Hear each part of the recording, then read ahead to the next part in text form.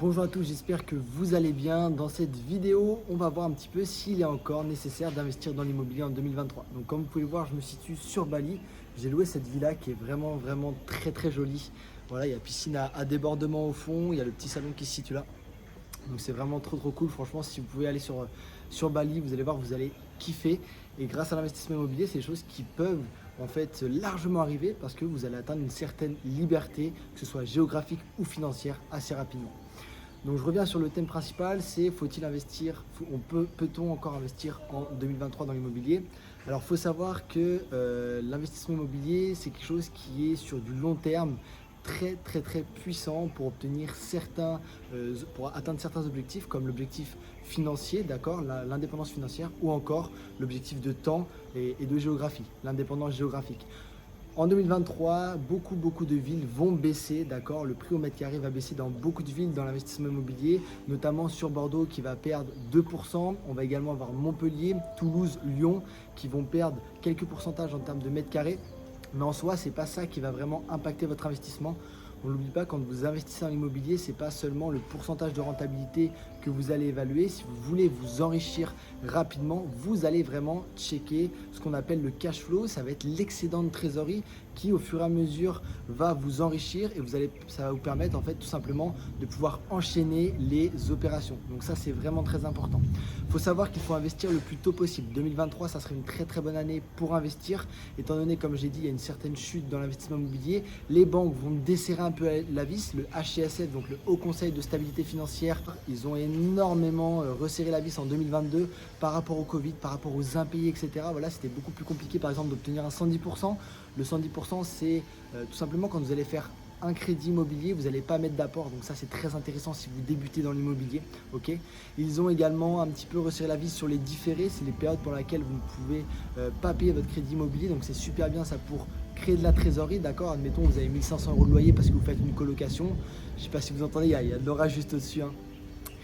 C'est vrai qu'ici sur Bali ça pleut, je suis en pleine saison des pluies, donc voilà, la météo c'est assez instable.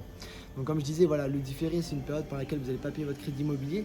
Donc en soi, il faut vous imaginer, voilà, vous faites une colocation, 3 chambres, vous avez donc vos 3 chambres, vous touchez 500 € par chambre, donc 1500 € en tout, d'accord. Et sur 3 ans, pendant 3 ans, vous ne payez pas votre crédit immobilier, vous stockez tous vos loyers. Ça c'est super intéressant. Ok, si vous faites une colocation de 4 chambres sur 3 ans, ça vous fait environ 74 000 € de trésorerie que vous allez pouvoir réinjecter. Et après, vous commencez à rembourser votre crédit de manière totalement lambda, ou alors vous allez directement pouvoir revendre le bien. À vous de voir. Donc voilà, et en fait, donc le HCSF a resserré la vis sur beaucoup de choses comme ça. Ils ont également resserré la vis sur le taux d'usure. Là, il y a plein de choses qui sont entrées en jeu qui étaient beaucoup plus compliquées du coup pour investir en 2022. Maintenant, en 2023, ça va être une opportunité de dingue pour investir et je vous conseille d'investir également pour lutter contre l'inflation.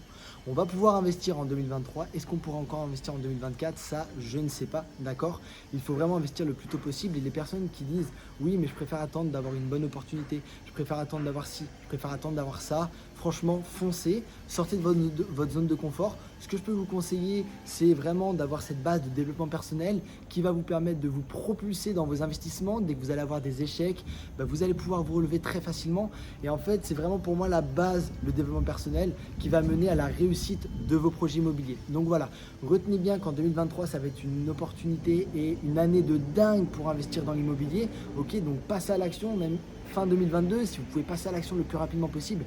Si vous avez clarifié votre situation, voilà, vous savez combien vous pouvez emprunter à la banque, vous pouvez emprunter de l'argent à la banque, foncez, investissez dans un premier investissement, d'accord. Faut savoir que le premier investissement, essayez de dégager un maximum de cash flow, laissez un peu le pourcentage de rentabilité de côté et essayez de dégager un maximum de cash flow. Pourquoi? Parce que c'est vraiment le miroir que vous allez, ça va refléter à la banque. Ok, votre investissement va refléter au niveau des banques. Donc le premier investissement, il faut vraiment qu'il soit carré, béton, pour que vous puissiez derrière pouvoir enchaîner les achats immobiliers. Si votre premier investissement, vous êtes dans le négatif tous les mois, vous êtes en cash flow négatif, forcément d'un côté ça va être plus compliqué de pouvoir réemprunter au niveau des banques parce que ça, les banques, elles vont le voir. Donc c'est super important le premier investissement de le réussir à 100%, d'accord. Donc voilà, 2023 ça va être une année de dingue et je vous conseille très clairement d'investir de passer à l'action. Vous pouvez le faire. Je suis devenu rentier à 21 ans, j'ai commencé à investir à 18 ans. Je suis gérant de 3 sociétés, mais c'est parce que voilà, j'ai charbonné. Dès qu'il y a eu des obstacles, je me suis posé des questions. Finalement, j'ai foncé, d'accord. J'ai toujours eu un plan d'action, j'ai toujours respecté mes objectifs, objectifs de temps, objectifs matériels aussi, les récompenses qui sont très très importantes également. Et c'est ce qui me permet aujourd'hui du coup d'être indépendant financièrement et indépendant géographiquement. C'est ce qui me permet d'être dans cette vie-là, de pouvoir profiter de Bali, de pouvoir profiter quand je vais sur Dubaï, etc. Mais parce que voilà, j'ai charbonné avant et je vous conseille de faire ça. Donc voilà, je me répète, mais 2023, foncez, passez à l'action. Pour les personnes qui sont encore en train de regarder cette vidéo, je vous conseille de cliquer sur le lien en description, d'accord, pour rejoindre tous nos réseaux. Ou encore même, il y a une offre très intéressante. Voilà, à l'heure actuelle où je fais cette vidéo, c'est le Black Friday. Vous allez avoir le lien en description. Ok, c'est moins 50% sur l'accompagnement et sur les formations.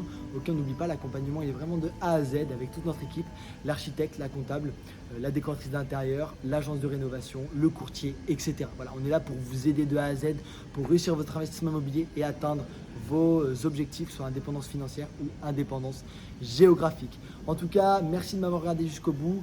Passez à l'action. 2022-2023, c'est votre année. C'est à vous de faire les bons choix, à vous de sortir de votre zone de confort. Et vous verrez, d'ici 3 ou 4 ans, vous me remercierez parce que vous aurez atteint vos objectifs. J'espère que cette vidéo t'aura plu. N'hésite pas à lâcher un like et à t'abonner. Salut!